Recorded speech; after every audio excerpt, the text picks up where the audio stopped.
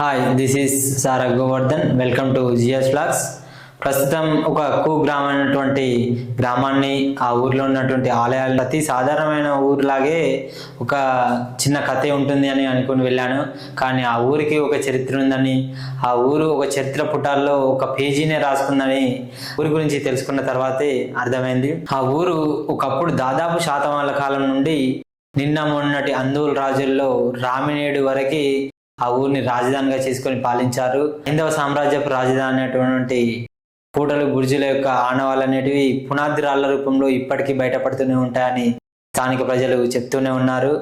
ఆ ఊరు ఎక్కడో కాదండి, రెడ్డి నుండి 3 కిలోమీటర్ల దూరంలో ఉన్నటువంటి కలబూరు. త్రికుటాలం గురించి కూడా మన చాగంటి గారు కూడా ప్రస్తావించడం జరిగింది. శ్రీ మహావిష్ణువు, శివుడు అండ్ వేణుగోపాల స్వామి ముగ్గురు మూర్తుల ఆలయం ఒకే ప్రాంగణంలో ఉండడం వలన ఆ ఆలయాన్ని త్రికోటాలయంగా నామకరణం చేయడం జరిగింది. కళా నైపుణ్యాన్ని బట్టి కాకతీయులు కట్టించారని నిర్ధారించడం జరిగింది. పదండి వెళ్ళి ఆ ఊరి యొక్క ప్రత్యేకతను, ఆ ఊరిలో ఉన్నటువంటి ఆలయాన్ని దర్శించుకుందాం, ఆ చరిత్ర గురించి కొంత మాట్లాడుకుందాం.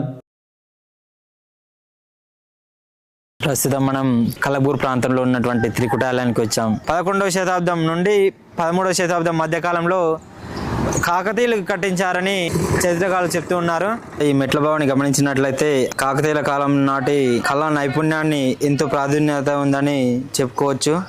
స్థల పురాణం ప్రకారం కాకతీయ రాజు అయినటువంటి శ్రీ ప్రతాపరుద్రుని ప్రధాన సేనాధిపతి శిష్యుడు ఒంటిమిట్ట ఓబులయ్య గారు ఒకే చేతితో ఈ ఆలయం నిర్మించారని మనం ఎంట్రీ కాగానే మొదటగా మనం ఫస్ట్ నందీశ్వరుని దర్శించుకోవడం జరుగుతుంది. 8 స్తంభాలతో ఈ నందీశ్వర మండపాన్ని నిర్మించడం జరిగింది. ఈ నందీశ్వర మండపాన్ని మనం గమనించినట్లయితే ఈ నందికి ఇరువైపులా కక్షాసనములు, కూర్చోవడానికి అనువుగా వీలుండేటువంటి ఆసనాలు, జాతరలు కానీ ఉత్సవాలు జరిగినప్పుడు ఇక్కడ భక్తులు సేద తీయడానికి, కూర్చొని వీక్షించడానికి వీలుగా ఉండేటువంటి. అదే విధంగా నందీశ్వరుని గమనించినట్లయితే ఈ గజ్జల పేర్లు, ఈ గంట కూడా అద్భుతంగా చెక్కడం జరిగింది. ఈ చతురస్రాకారపు మరియు వృత్తాకారపు పిరమిడ్ లాంటి ఆకారాన్ని కలిగి ఉండడం అద్భుతంగా మనం పరిగణించవచ్చు. ఇప్పుడు మనం త్రికుటాలయంలోకి వెళ్దాం.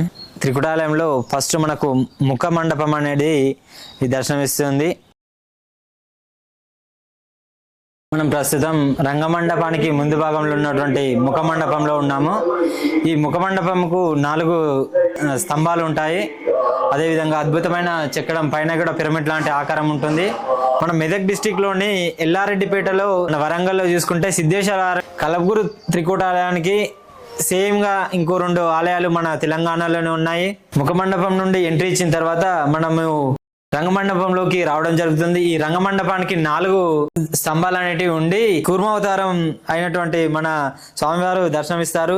ఈ మధ్య భాగంలో నిలబడి చూస్తే, దక్షిణ వైపుగా చూస్తుంటే దక్షిణమూర్తిగా మన కాశీ విశ్వేశ్వర దేవాలయం ఉంటుంది. నాకు రాగానే మొదటగా దర్శనం ఇచ్చేది మనకు అనంత పద్మనాభ స్వామి. ఇదే విధంగా ఇక్కడ ఉత్తరం వైపు వేణుగోపాల స్వామి కూడా దర్శనం ఇవ్వడం జరుగుతుంది. ఇక్కడ కుర్మ మండపంలోని అద్భుతమైన శిల్పకళ మనకు కనిపిస్తూ ఉంది. దక్షిణ దిశగా పురాతనమైన అతిపెద్ద శివలింగం, పశ్చిమ దిశగా యోగ నిద్రలో శేషాశయనుడై అనంత పద్మనాభ స్వామి, లక్ష్మీదేవి, బ్రహ్మదేవుడు వారి సమేతంగా ఉన్నారు. వారి ప్రక్కనే దశావతారాలు, అష్టదిక్పాలకులు ఉన్నారు. ప్రతిరోజు సూర్యకిరణాలు అనంత పద్మనాభ స్వామిని తాకినప్పుడు ఆలయం అంతా దివ్య తేజస్సుతో వెలుగుతుంది. ఉత్తర దిశగా శంఖ చక్రాలు ధరించిన శ్రీ వేణుగోపాల స్వామి ఇరువురు దేవతామూర్తులతో వెలసి ఉన్నారు. గత 1000 సంవత్సరాలకు పైగా హరిహర క్షేత్రంగా విరజిల్లుతూ భక్తుల కోరికలు తీర్చే మహిమ గల శివలింగంగా ప్రసిద్ధి చెందింది. ప్రతి సంవత్సరం మహాశివరాత్రి సందర్భంగా ఆలయంలో పెద్ద ఎత్తున జాతరలు, ఉత్సవాలు జరుగుతాయి. కాకతీయ కాలం నాటి శివాలయాలను మనం గమనించినట్లయితే ఆ ఆలయంలో నందీశ్వరుడు శివుని ఆజ్ఞలు వినడానికి సిద్ధంగా ఉన్నట్టుగా ఒక చెవిని శివుడి వైపు ఉంచుతూ, అదే కాకుండా కాలుని కూడా లేవడానికి సిద్ధంగా ఉన్నట్టుగా చెక్కించడం మన కాకతీయ కాలం నాటి కళా నైపుణ్యంలో ఒక స్పెషాలిటీ అని చెప్పుకోవచ్చు. మండపంలో ఉన్నటువంటి 4 స్తంభాలను అరుదుగా దొరికే బ్లాక్ స్టోన్ ను ఉపయోగించి స్తంభాలను చెక్కించడం జరిగింది. ఆ స్తంభాలపై చిన్న చిన్న శిల్పాలను కూడా చెక్కించడం జరిగింది. హైందవ సామ్రాజ్య సామ్రాజ్యపు రాజ్యాలు ముష్కరుల దాడుల్లో ఎన్నో ఆలయాలు ధ్వంసం కావడం జరిగింది. ఈ ఆలయం కూడా అందులో ఒకటి. ఈ ఆలయంలోని రంగమండపంలోని స్తంభాలను గమనించినట్లయితే స్త్రీ ముఖాలు గాని ద్వార పాలకులు ముఖాలు కూడా కొంచెం ధ్వంసమైనట్లు మనకు కనిపిస్తూనే ఉన్నాయి. నా పేరు ఉమా. లక్ష్మి. నేను మా స్నేహితులు ముగ్గురుతో. నా పేరు జయమాల. ఇంత దూరం వచ్చాము, చాలా బాగుంది. Worth coming all the way. నా పేరు సూర్యకళ, మల్కాజ్గిరి నుంచి వచ్చాను. మన వరంగల్ రామప్ప దేవాలయంకి చాలా దగ్గరగా ఉంది. మేము ఎలా విని చదివి వచ్చామో అలాగే ఇక్కడ చూసాము. చాలా బాగుంది.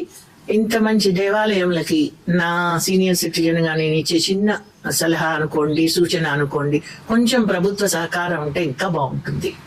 వీటిని డెవలప్ చేస్తున్నాం. చాలా ఆనందించాము అందరము. లైక్ చేయండి, సబ్స్క్రైబ్ చేసుకోండి, బెల్ ఐకాన్ని యాక్టివేట్ చేసుకొని కామెంట్ కూడా చేయడానికి ట్రై చేయండి.